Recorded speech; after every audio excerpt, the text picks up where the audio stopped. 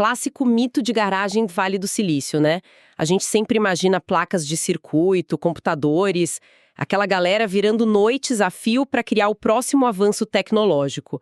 Mas e se o resultado de meses trancado numa garagem não fosse um software, mas sim, tipo, um líquido dourado e turvo batendo aí uns 6,8% de álcool? Trocar o ferro de solda pelos barris de fermentação cria uma imagem bem curiosa, com certeza. Mas sabe, a essência da inovação continua exatamente a mesma. É a aplicação de método, erro e, claro, muita repetição. E é exatamente isso que a gente vai dissecar nesse nosso mergulho profundo de hoje. Vamos investigar a Medalist Hazy IPA, lá da Bakeviewers Brewing Company. A missão aqui é desvendar como as estatísticas super impressionantes de sucesso, não nasceram do acaso. Não mesmo. Tem uma conexão direta com uma história de pura e talvez insana obsessão artesanal. Exato. E, olha, para entender a importância da Medalist, a gente precisa primeiro olhar para os números e para a química no copo, né? Trata-se de uma cerveja do estilo New England ou Hazy IPA, que está em produção contínua. Certo. A aceitação do público impressiona muito. Ela tem uma nota de 4,14, e isso é baseado em tipo 1.166 avaliações. Nossa, é muita coisa. E os registros totais passam de 1.500 marcações, né? Sim, com uma média bem constante de umas 116 pessoas atestando o consumo todo mês. O que mostra uma base de fãs bem fiel. E, assim, a descrição oficial foca em notas de frutas tropicais, prometendo uma sensação na boca que é, nas palavras deles, macia e fofa. Fofa, exato. E aí eu te pergunto, como é que um líquido pode ter a textura de uma nuvem? Eu presumo que eles estejam, sei lá, manipulando a densidade da bebida com algum ingrediente bem específico, não? É por aí mesmo. A engenharia molecular dessa textura é fascinante. É a adição intencional de cereais ricos em proteínas, sabe? Tipo aveia e trigo não maltado. Ah, então não é só cevada. Não.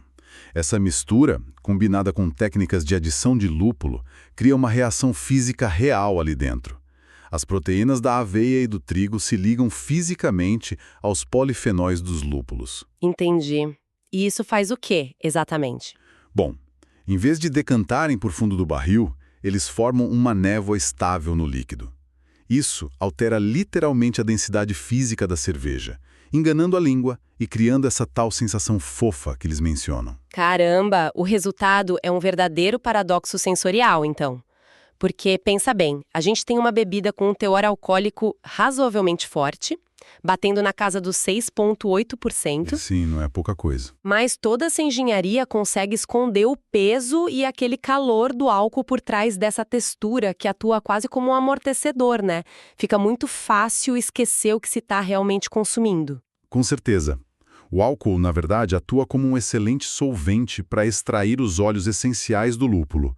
E isso impulsiona aqueles aromas tropicais. Faz sentido. E essa textura densa que a gente comentou impede que a bebida se torne agressiva no paladar.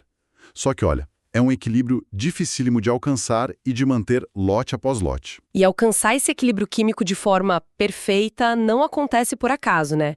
O que explica por que o criador da receita, o Jeff, precisou testar o processo tantas e tantas vezes. Pois é.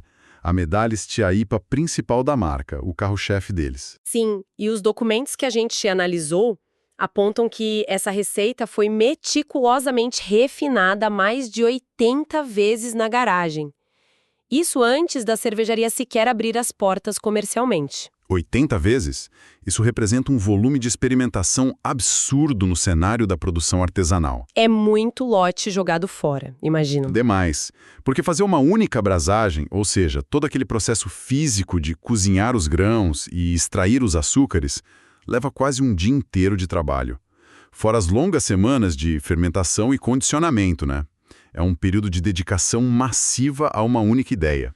Bom, aqui eu preciso dar uma de advogado do diabo e questionar um pouco esse perfeccionismo todo. Manda.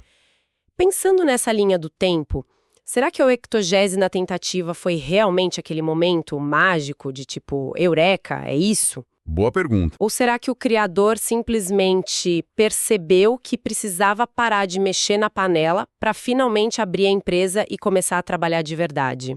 Olha, isso levanta uma questão central sobre o desenvolvimento de produtos em geral. A repetição exaustiva, essas 80 versões, representa a aplicação mais rigorosa do método científico. Só que movida pela paixão. Entendi. Então não foi só teimosia. Não, o objetivo ali provavelmente não era encontrar uma mudança drástica de sabor na tentativa 80. Era testar variáveis minúsculas, a temperatura da água, a química dos sais, um punhado de lúpulo alterado em alguns minutos. Ah, um ajuste fino. Exatamente. É o refinamento metódico, para garantir que aquela maciez exata que você mencionou pudesse ser reproduzida perfeitamente em escala industrial. O que chega ao copo das pessoas e garante aquela nota 4,14 é literalmente a ponta de um iceberg de esforço silencioso. A Medalist acaba sendo o exemplo tangível de que o sucesso comercial duradouro não costuma ser um raio de inspiração divina, né? Com certeza não. Ele exige dezenas ou quase uma centena de iterações anônimas. O conhecimento técnico só se converte em algo excelente através desse teste implacável. Não tem atalho. Fica, então, um pensamento meio provocativo para fechar essa nossa análise de hoje. Se a gente olhar para o mundo ao redor, quantas versões beta de produtos incríveis que a gente consome diariamente foram descartadas antes de chegarem às prateleiras? É verdade, a gente nunca sabe. E voltando especificamente para aquela garagem, será que o sabor da versão número 79 da Medalista era realmente tão diferente da versão 80 que finalmente foi para o mercado?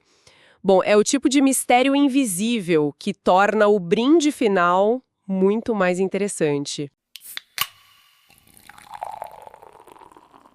E assim chegamos ao final de mais um episódio do Beer Review, um podcast da Rare Beer Brasil. Aqui exploramos o universo das cervejas artesanais, com histórias, curiosidades e experiências que tornam cada gole especial.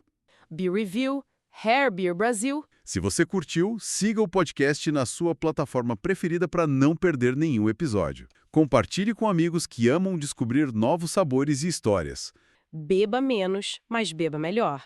Até o próximo episódio e saúde!